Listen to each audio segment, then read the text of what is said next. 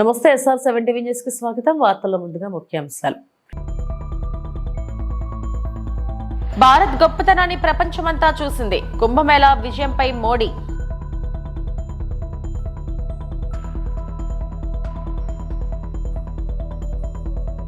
AP assembly ఆవరణలో ఎమ్మెల్యేలు ఎమ్మెల్సీలకు photo session.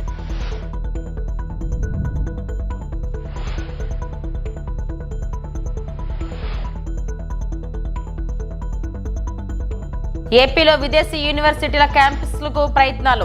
మంత్రి నారా లోకేష్.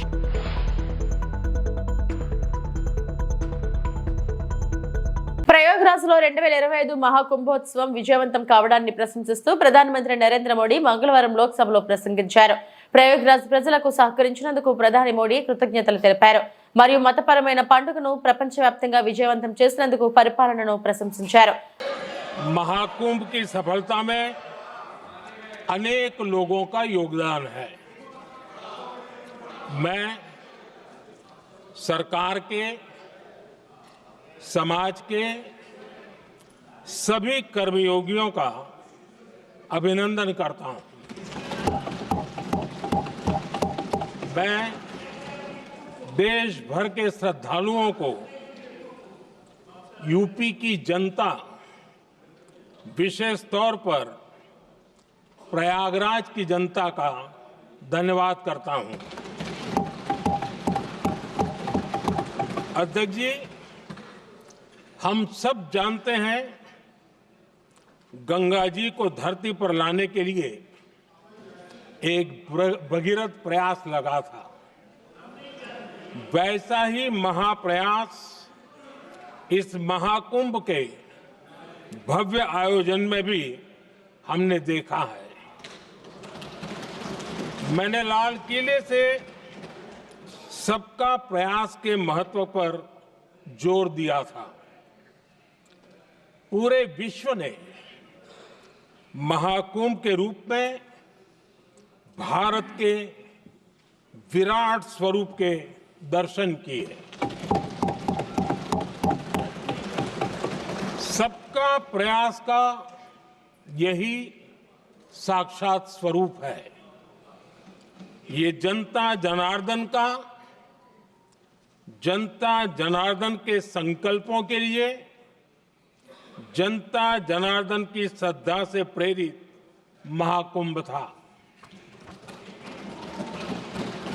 आदरणीय अध्यक्ष जी, महाकुंभ में हमने हमारी राष्ट्रीय चेतना के जागरण के विराट दर्शन किए हैं।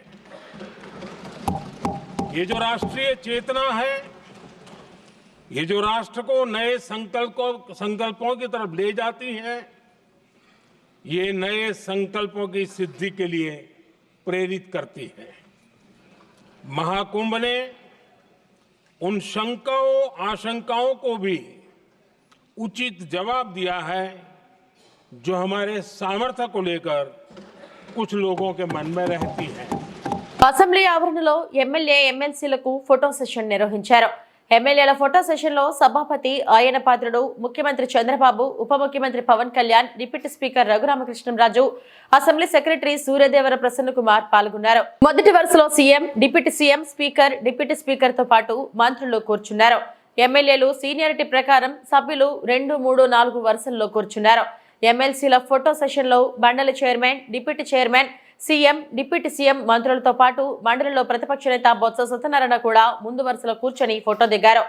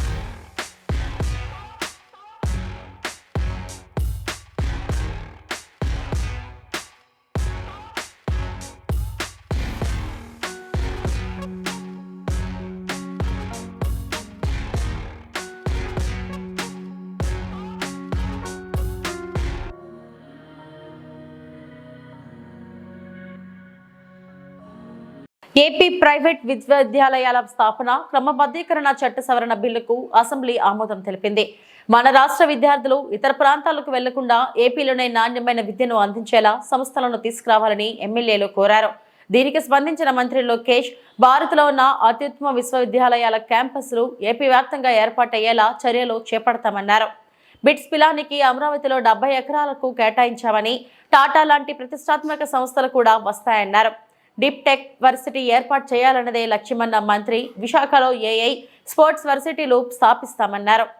ఇప్పుడు విషయం బిల్లు ఆమోదించడం, ఈ ప్రతిపాదనకు సుముఖంగా ఉన్నవారు అవుననండి, వ్యతిరేకంగా ఉన్నవారు కాదనండి. అవునన్నారు, అందరూ అవునన్నారు. ప్రతిపాదన ఆమోదించబడింది. బిల్లు సభ ఆమోదం పొందింది.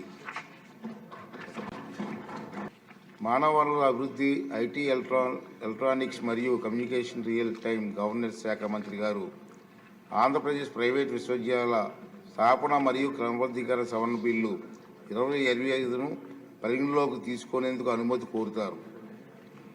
Adeksha, I move that the Andhra Pradesh Private Universities Establishment and Regulation Amendment Bill 2025 be taken into consideration. మంత్రి గారి ప్రతిపాదన సభా సమక్షంలో ఉంది. బిల్లుపై సభ్యులు చర్చ ప్రారంభించవచ్చు. ఎవరైనా దీని మీద మాట్లాడదలుచుకుంటే సార్ ఒకసారి ఒక పని చేద్దాం సార్. బిల్లు గురించి వివరంగా ఒకసారి మీరు మాట్లాడుతున్నారు, దాని మీద మాట్లాడతారు.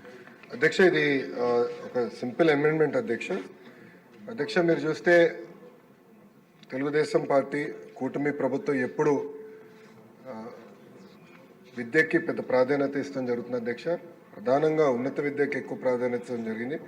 దాంట్లో భాగంగా 2016లో ప్రైవేట్ యూనివర్సిటీస్ ఏర్పాటుకు ఒక ప్రత్యేక చట్టం కూడా ఆనాటి సభ చేస్తాం జరిగింది అధ్యక్ష. దాంట్లో భాగంగా చంద్రబాబు నాయుడు గారు చాలా స్పష్టంగా అభివృద్ధి వికేంద్రీకరణ జరగాలి అనే నినాదంతో విశాఖపట్నానికి Centurion university of technology and management వస్తాం జరిగింది అధ్యక్ష. ఇది కానీ ఒకసారి చూస్తే 75 ఎకరాల్లో 4,75,000 స్క్వేర్ ఫీట్ భవనాలు ఏర్పాటు చేశారు అధ్యక్ష. 2016లో ఈ ప్రైవేట్ యూనివర్సిటీస్ చట్టం తీసుకొస్తాం జరిగింది. గత ప్రభుత్వం దీనికి 5 సవరణలు చేసింది అధ్యక్ష. ఆ సవరణలు నిన్న నేను ఒక ప్రశ్న ప్రిపేర్ అయ్యే సమయానికి నేను చదివితే అధ్యక్ష, మనం చేసిన చట్టాలు యూజీసీ గైడ్ లైన్స్ కి విరుద్ధంగా ఉంది. అంటే వాళ్ళు ఏం చెప్పారంటే, ఈ రోజు గ్రీన్ ఫీల్డ్ యూనివర్సిటీ ఏర్పాటు చేయాలంటే టాప్ 100 గ్లోబల్ యూనివర్సిటీస్ తో జాయింట్ డిగ్రీ ఉండాలి అని చెప్తాం జరిగింది. కానీ యూజీసీ ఏమంటుందంటే, జాయింట్ డిగ్రీ ఇవ్వాలంటే మినిమం ఇన్ని సంవత్సరాలు ఆ యూనివర్సిటీ ఆపరేషన్ లో ఉండాలి, ఇన్ని ఇయర్స్ అయి ఉండాలని చెప్తున్నారు. అంటే we're in conflict with UGC. So నేను మొన్న కూడా కౌన్సిల్ లో చెప్పాను, ఆ చట్టాన్ని మనం సవరణ చేయాలి, కానీ కొంచెం డీటెయిల్డ్ గా చేద్దాం. అంటే హడావుడిగా చేస్తాం, మళ్ళీ పొరపాట్లు చేస్తాం. కొంచెం డీటెయిల్డ్ గా చేసి ఆ చట్టాలని సవరిస్తాం జరుగుతుంది. దాంట్లో ఎలాంటి సందేహం లేదు. పెద్దలన్నట్టు పెద్ద ఎత్తున యూనివర్సిటీస్ మనం ప్రోత్సహించాలి. అంటే మేమందరం ముద్దుగా తాతయ్య అంటాం. సో బుచ్చయ్య తాతయ్య చెప్పింది ఏంటంటే, చట్టాలు మేము సవరించాలి, దాంట్లో ఎలాంటి డౌట్ లేదు. ఫారిన్ యూనివర్సిటీస్ మనం ఇక్కడ ప్రోత్సహించాలి. అంతేకాకుండా మన దేశంలోనే ఒక అద్భుతమైన ఇన్స్టిట్యూషన్స్ ఉన్నాయి. ఒక ఉదాహరణ బిట్స్. ఈరోజు అధ్యక్ష నిన్నే కేబినెట్ మీటింగ్ లో బిట్స్ అమరావతిలో ఏర్పాటు చేసేందుకు 70 ఎకరాలు కేబినెట్ కూడా ఆమోదం తెలిపింది అధ్యక్ష. బిట్స్ ఆంధ్ర రాష్ట్రానికి వస్తుంది. అంతేకాకుండా అధ్యక్ష, Tata group, L N T, IIT Madras, ప్రత్యేకంగా యూనివర్సిటీ ఆఫ్ టోక్యోతో కలిసి డీప్ టెక్ యూనివర్సిటీ, అంటే నెక్స్ట్ జనరేషన్ ఏఐ ఎంఎల్ కాకుండా నెక్స్ట్ జనరేషన్ యూనివర్సిటీ ఏర్పాటు చేయాలి. ఇది పర్సనల్ గా గౌరవ ముఖ్యమంత్రి గారు లీడ్ చేస్తున్నారు. ఇది ప్యాషన్ ప్రాజెక్ట్ గా లీడ్ చేస్తున్నారు. ఇది నేను బలంగా నమ్మేది. మొత్తం ఎకో సిస్టమ్ ని రెవల్యూషనైజ్ చేసి యూనివర్సిటీ అది కూడా తీసుకొస్తాను అధ్యక్ష. నేను పర్సనల్ గా తీసుకుని ఒక ఏఐ యూనివర్సిటీ విశాఖపట్నంలో ఏర్పాటు చేయాలని లక్ష్యంతో ఉన్నాం. అదేవిధంగా ఒక స్పోర్ట్స్ యూనివర్సిటీ కూడా చేయాలని అధ్యక్ష. ఇది ఇప్పటివరకు ఉంది. ఇంతేకాకుండా ఎకనామిక్ డెవలప్మెంట్ బోర్డు తో కూడా అనేక యూనివర్సిటీస్ ఆల్రెడీ చర్చల్లో ఉన్నాయి. ఒకటి యూనివర్సిటీ ఆఫ్ టోక్యో కూడా చర్చలో ఉంది. ఏఎంఏ యూనివర్సిటీ ఫిలిప్పీన్స్ నుంచి కూడా చర్చలో ఉంది అధ్యక్ష. ఇంతేకాకుండా ఇతర యూనివర్సిటీలు కూడా వాళ్ళందరూ వచ్చి కలుస్తా అంటున్నారు. సో ఈ సెషన్ అయిన తర్వాత వాళ్ళందరితో మీటింగ్ పెట్టుకుని పెద్ద ఎత్తున ప్రైవేట్ రంగంలో కేవలం ఇంటర్నేషనల్ యూనివర్సిటీ కాదు, భారతదేశంలో ఉన్న టాప్ యూనివర్సిటీస్ అందరినీ ఆంధ్ర రాష్ట్రానికి తీసుకొచ్చే విధంగా కేవలం అమరావతి విశాఖపట్నమే కాకుండా అన్ని ప్రాంతాలు, అంటే రాయలసీమకి వెళ్ళాలి, ఎవరు వెళ్ళాలి. ఇంకో పక్కన కొన్ని పార్లమెంట్లు మనం చూసే గల ప్రభుత్వ విశ్వవిద్యాలయాలు, ప్రైవేట్ విశ్వవిద్యాలయాలు. సో మంత్రి అయిన తర్వాత అది బ్యాలెన్స్ చేయాలన్న ఆలోచనలో అక్కడికి వాళ్ళకి అంటే కొంచెం ₹2 ఎక్కువ ఇన్సెంటివ్స్ ఇచ్చి అలాంటి ప్రాంతాలు కూడా తీసుకెళ్లి అన్ని ఏదైతే పార్లమెంట్ లోనే కనీసం ఒక్క యూనివర్సిటీ అనేది ఉండాలనే లక్ష్యంతో మన కూటమి ప్రభుత్వం పనిచేస్తుందని గౌరవ. పురుషుల పొదుపు సంఘాల ఏర్పాటు ప్రస్తుతం పట్టణాల వరకే కేంద్రం నిర్దేశించిందని, గ్రామీణ ప్రాంతాలకు విస్తరించాలని ప్రతిపాదిస్తామని మంత్రి నారాయణ చెప్పారు. ఈ అంశంపై అసెంబ్లీ ప్రశ్నోత్తరాల్లో సభ్యులు అడిగిన ప్రశ్నకు నారాయణ సమాధానమిచ్చారు. అధ్యక్ష, సెల్ఫ్ హెల్ప్ గ్రూప్స్ యాక్చువల్గా మహిళలకు యాక్చువల్గా చేయటం జరుగుతుంది అర్బన్ అథారిటీలో. అయితే ఇప్పుడు కేంద్ర ప్రభుత్వం 25 సిటీస్కి, భారతదేశంలో 25 సిటీస్కి మహిళలతో సమానంగా పురుషులకు కూడా ఇంప్లిమెంట్ చేయాలని చేస్తారు అధ్యక్ష. అందులో మన ఆంధ్రప్రదేశ్లో విజయవాడ, విశాఖపట్నం ఈ 2 సిటీస్ని సెలెక్ట్ చేశారు అధ్యక్ష. ఏప్రిల్ 2025కి అన్ని సిటీస్ని కూడా సెలెక్ట్ చేస్తారని ఆ ప్రపోజల్ కేంద్ర ప్రభుత్వం దృష్టిలో ఉంది అధ్యక్ష. ఇక్కడ ముఖ్యంగా ఏంటంటే అధ్యక్ష, పురుషుల్లో కూడా ఎవరైతే బలహీన వర్గాల గ్రూప్స్ ఉన్నారో, transport workers, giga workers, care workers, domestic workers, waste workers, construction workers, వీళ్ళకి యాక్చువల్గా ఈ యొక్క సెల్ఫ్ హెల్ప్ గ్రూపులు చేసి వాళ్ళకు కూడా అయితే మహిళలకు ఏ విధంగా అయితే ఈరోజు చేస్తున్నారో అదే విధంగా చేయాలనే ఉద్దేశంతో ప్రపోజ్ చేశారు అధ్యక్ష. దాని మీద మన రాష్ట్రంలో ఈ 2 విశాఖపట్నం, విజయవాడ ఈ రెండిట్లో ఇంతవరకు యాక్చువల్ అధ్యక్ష 818 గ్రూపులు చేశారు అధ్యక్ష. భారతదేశం మొత్తం 25 సిటీస్లో 1949 గ్రూపులు మాత్రమే చేస్తే అందులో మన రాష్ట్రంలో 2 సిటీస్లో 818. అంటే భారతదేశంలో చేసిన మొత్తం గ్రూపుల్లో 42% అర్బన్ అథారిటీలో చేశారు అధ్యక్ష. సభ్యులు ఏదైతే కోరారో గ్రామీణ ప్రాంతాల్లో కూడా చేయాలని ఖచ్చితంగా ఆ కన్సర్న్ మంత్రితో నేను మాట్లాడతాను అధ్యక్ష. ఓకే. జాబ్ నోటిఫికేషన్స్ వద్దని నిరుద్యోగులు ఆందోళన చేసే పరిస్థితి రాష్ట్రంలో ఉంది. తెలంగాణ డిప్యూటీ సీఎం భట్టి తెలంగాణలో కాంగ్రెస్ పాలనలో ఉద్యోగాల కల్పన కోసం జాబ్ నోటిఫికేషన్లు కంటిన్యూస్ గా వస్తున్నాయని డిప్యూటీ సీఎం భట్టి విక్రమార్క తెలిపారు. ప్రస్తుతం నోటిఫికేషన్ల సంఖ్య ఎక్కువైందని, కొంత గ్యాప్ ఇవ్వాలని, అవసరమైతే నోటిఫికేషన్లు ఆపాలంటూ నిరుద్యోగులు చెబుతున్న పరిస్థితి రాష్ట్రంలో ఉందని చెప్పుకొచ్చారు. పబ్లిక్ సర్వీస్ కమిషన్ ప్రక్షాళన ద్వారా క్యాలెండర్తో ఎప్పుడు పరీక్షల నోటిఫికేషన్లు వస్తూనే ఉన్నాయి. అది ఏ స్థాయికి వెళ్ళిందనంటే, ఒకప్పుడు నోటిఫికేషన్లు కావాలని ధర్నాలు చేసే పరిస్థితి నుంచి నోటిఫికేషన్లు అన్నీ పెద్ద ఎత్తున వస్తూ ఉన్నాయి. ఒకదానికొకటి కొంత గ్యాప్ ఇవ్వండి, మాకు కొన్ని ఆపండి అని చెప్పి రాష్ట్రంలో ఉన్నటువంటి నిరుద్యోగ యువతి యువకులు ఆందోళన చేసే అంత స్థాయిలో ఈరోజు రాష్ట్ర ప్రభుత్వం నోటిఫికేషన్స్ ఇస్తా ఉంది. ప్రియాంకాజీ స్కూటీ హామీ ఏమైంది? విద్యార్థులకు స్కూటీ ఇస్తామని హామీ ఇచ్చిన ప్రియాంకాజీ ఎక్కడున్నారంటూ కౌన్సిల్ ఎదుట బీఆర్ఎస్ ఎమ్మెల్సీలు ఆందోళన చేపట్టారు. స్కూటీ సింబల్ ను పట్టుకుని నినాదాలు చేశారు.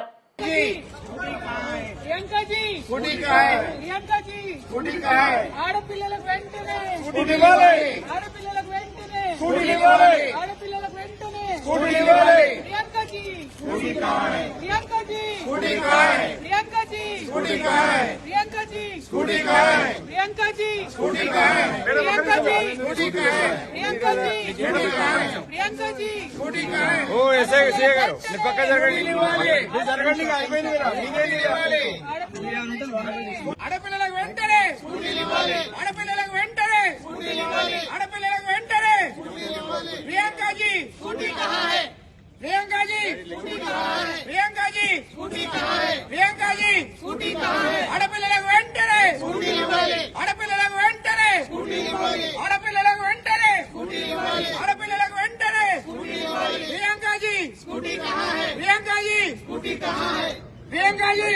ఈ నెల 24న విశాఖ వేదికగా జరగనున్న ఐపీఎల్ మ్యాచ్ కోసం ఢిల్లీ క్యాపిటల్స్ జట్ విశాఖకు చేరుకుంది. విశాఖ విమానాశ్రయానికి చేరుకున్న క్రీడాకారులకు అభిమానులు ఘన స్వాగతం పలికారు.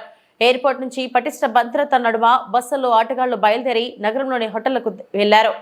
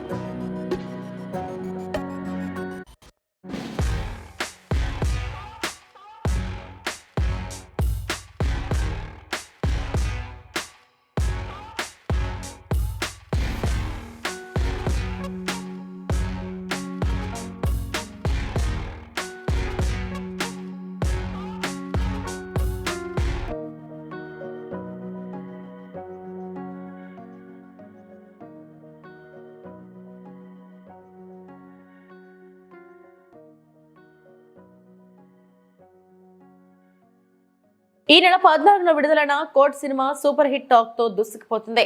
ఈ సందర్భంగా చిత్ర బృందం విశాఖపట్నంలో సందడి చేసింది. తమ విజయాన్ని ప్రేక్షకులతో పంచుకుంది. సినిమాలో ప్రధాన పాత్రలు పోషించిన ప్రియదర్శి, హర్ష రోషన్, శ్రీదేవి, శివాజీ తదితరులు ఈ సందర్భంగా మీడియాతో మాట్లాడారు. వైజాగ్ ప్రేక్షకులందరికీ చాలా చాలా థ్యాంక్స్. ఇప్పటికీ ఇక్కడ అద్భుతమైన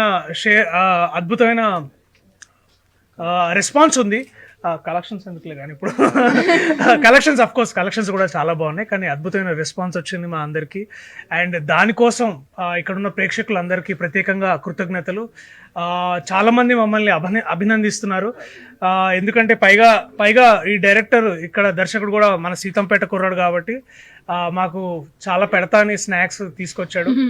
సో చూద్దాం సాయంత్రం అదేమవుతుందో. అలాగే ఈ సినిమాలో మరో ముఖ్యమైన పాత్ర పోషించిన విషిక, ఈ అమ్మాయి కూడా విశాఖపట్నం అమ్మాయి. నువ్వు కాకినాడ కదా, సారీ. సో బట్ తెలుగు చిత్ర పరిశ్రమకి విశాఖపట్నానికి ఒక అవినాభావ సంబంధం. ఒక చిన్న సినిమా లాగా మొదలయ్యి ఒక బ్లాక్ బస్టర్ హీరో ఉన్న సినిమాలకి మొదలైన ఓపెనింగ్స్తో 3 రోజుల్లో 25 కోట్లు ఏంటండి మీరు చెప్పండి ధర్మంగా. ఇలాంటి సినిమాకి ఎలాంటి థ్యాంక్స్ చెప్పాలి ఆడియన్స్కి? Court state versus nobody cinema చేస్తున్నప్పుడు ఇది మంచి సినిమా బాగా ఆడుతుంది అని నమ్మి చేశాము. బట్ రిలీజ్ అయిన తర్వాత ఇప్పుడు వస్తున్న రెస్పాన్స్ చూస్తే అసలు అంటే జనరలీ సినిమా హిట్ అవుతుంది, హిట్ సినిమా అంటాం, లేదా మంచి సినిమా వస్తే మంచి సినిమా అంటాం. కానీ ఈ కాంబినేషన్ ఓ మంచి సినిమా అంటున్నారు, పెద్ద హిట్ సినిమా అంటున్నారు. ఇలాంటి సినిమా తీసినందుకు థ్యాంక్స్ అండి అని తిరిగి మాకు థ్యాంక్స్ చెప్తున్నారు. ఇట్లాంటి ఒక రెస్పాన్స్ అనేది చాలా చాలా రేర్. ఇట్లాంటి ఒక రెస్పాన్స్ రావడమే చాలా రేర్. ఈ ఫీలింగ్ని, ఈ ఎక్స్పీరియన్స్ని ఆడియన్స్తో పాటు షేర్ చేసుకుందాం అని చెప్పి all over the state 2 Telugu రాష్ట్రాలు కూడా కాస్ట్ అండ్ క్రూ మెంబర్స్ అందరూ విజిట్ చేద్దామని అనుకొని ట్రిప్ స్టార్ట్ చేసాం. And this is right from Visakhapatnam నుంచి మొదలు పెట్టాం. ద పర్టికులర్ రీజన్ ఈస్ ఈ సినిమాలోని కథ కూడా వైజాగ్లో జరుగుతూ ఉంటుంది. వైజాగ్ బ్యాక్ డ్రాప్ కథ ఇది. తాగునీటి సమస్యతో ఖాళీ బిందెలతో రోడ్డు ఎక్కిన మహిళలు, ఎర్రటి ఎండను సైతం లెక్క చేయని గ్రామ ప్రజలు. కర్నూలు జిల్లా మంత్రాలయం మండలం కళ్ళుదేవకుంటలో నెల రోజులుగా త్రాగునీరు లేక రోడ్డుపై ఖాళీ బిందెలతో బైఠాయించి ధర్నాకు దిగిన మహిళలు. కిలోమీటర్ వరకు నిలిచిన వాహనాలు, ట్రాఫిక్ జామ్. ఎన్నిసార్లు అధికారులకు ఫిర్యాదు చేసినా పట్టించుకోవడం లేదు అంటున్న గ్రామస్తులు.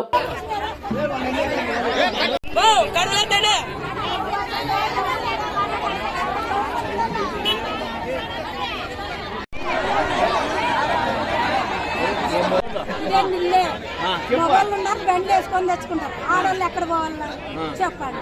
మాకు నెలాయ ఎవరు పట్టించుకోరు. మాకు నీళ్ళు కావాలో ధర్నా చేస్తారు. అందరూ అయిపోయేది, మాకు నీళ్ళు కావాలా. ఎలక్షన్ ఓటు వచ్చినప్పుడల్లా అడిగాము, ఇట్లా వస్తా ఉంటారు చెప్తారు. కొన్ని 6 తాగాల నీళ్ళు కావాలని చెప్తున్నాను. మా ఊరికి నీళ్ళు సమస్య, అసలు నీళ్ళు లేవు. స్కూటర్లు కానీ ఏలూరుకు రానేరు, శ్రీగలదానికి రానేరు, ఇబ్రాంపురంకి రానేరు, ఎక్కడ రానేరు. పోతే కొట్లాడతారు. మాకు నీళ్ళు లేవు కాబట్టి మేమందరం ధర్నా చేస్తాం. మాకు నీళ్ళు కావాలి తాగడానికి. నెల ఎవరు పట్టించుకుంటారు? ఎవరు పట్టించుకుంటారు? మా గురించి అయితే ఎవరు పెద్దలు పట్టించుకుంటారు? నీటి ఎద్దడితో గ్రామంలోకి దుప్పి సంచారం. స్పృహ కోల్పోయి పడిపోయిన దుప్పిని గ్రామస్తులు కాపాడిన ఘటన. అన్నమయ్య జిల్లా పెనుగలూరు మండలం ఓబిలి గ్రామంలో నీటి కొరతతో అడవి జంతువులు గ్రామాల వైపు రానుండటం కలవరపాటుకు గురిచేస్తుంది. తాజాగా ఓబిలి గ్రామంలో ఒక దుప్పి తీవ్ర నీరసంతో స్పృహ కోల్పోయి పడిపోయింది. దీనిని గమనించిన గ్రామస్తులు వెంటనే దానికి నీళ్లు త్రాగించి శక్తి కల్పించారు. దుప్పి కొంతసేపటికి కోలుకుని అటుగా వెళ్లేందుకు సిద్ధపడగా గ్రామస్తులు తక్షణమే ఫారెస్ట్ అధికారులను సమాచారం అందించారు. వెంటనే స్పందించిన ఫారెస్ట్ అధికారులు ఫారెస్ట్ సెక్షన్ ఆఫీసర్ సావిత్రి ఆధ్వర్యంలో బీట్ ఆఫీసర్ సుబ్బారాయుడు దుప్పిని సురక్షితంగా హాస్పిటల్ కు తరలించినట్టు ఫారెస్ట్ అధికారులు తెలిపారు. ప్రథమ చికిత్స అనంతరం దుప్పి పూర్తిగా కోలుకున్న తర్వాత దాన్ని సమీప అటవీ ప్రాంతంలో విడిచిపెడతామని చెప్పారు.